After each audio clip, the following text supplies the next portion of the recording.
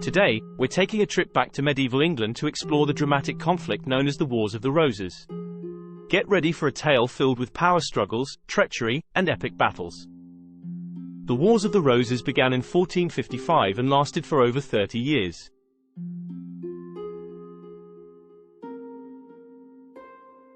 Well, let's go back to a time when the Kingdom of England was in turmoil. King Henry VI, from the House of Lancaster, was a well-meaning but weak ruler. And his queen, Margaret of Anjou, was a strong and determined woman who fiercely defended her husband's claim to the throne. She was a staunch Lancastrian supporter and led the Lancastrian forces in battle on several occasions. Henry's reign was marred by political instability, economic problems, and military defeats. The people were growing frustrated, and rival noble factions saw an opportunity to seize power. Enter Richard, Duke of York, from the House of York. He was a powerful and ambitious nobleman, with a legitimate claim to the throne, due to his descendancy from Edward III, the Plantagenet dynasty. These two factions were symbolized by their emblems, the red rose for Lancaster and the white rose for York. And so, the Wars of the Roses got its name.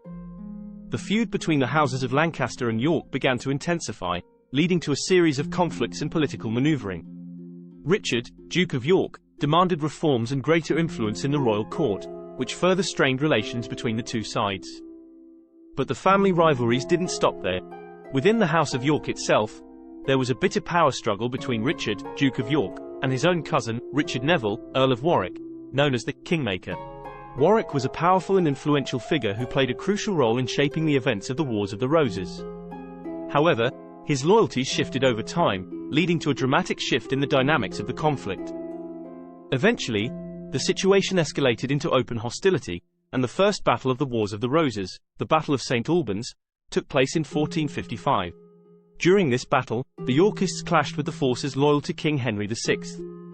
Richard, Duke of York, emerged victorious, and King Henry was captured.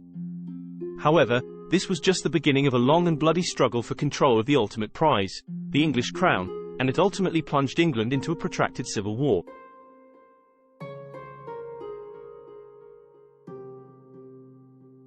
Historians debate the exact number, but the conflict witnessed several key battles that shaped its outcome.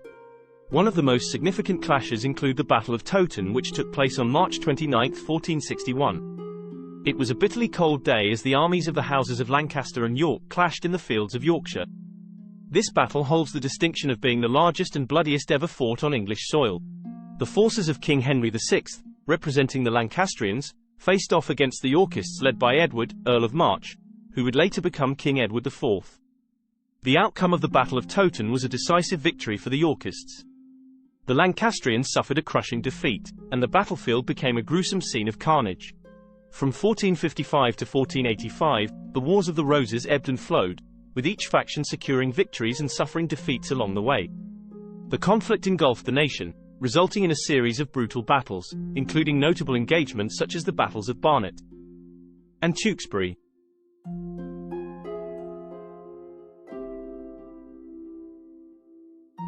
It wasn't until the Battle of Bosworth Field in 1485, the climactic clash between Henry Tudor, later Henry VII, and Richard III, that the Wars of the Roses reached its culmination. It was there that Richard III met his untimely demise. He was the last English king to die on the battlefield. Henry Tudor ascended to the throne as Henry VII, marking the beginning of the Tudor dynasty, the end of the Plantagenet dynasty, and effectively ending the Wars of the Roses. In 1486, King Henry VII married Elizabeth of York. Elizabeth was the daughter of King Edward IV and Elizabeth Woodville. This was a significant event as it symbolized the union of the House of Lancaster, represented by Henry, and the House of York, represented by Elizabeth.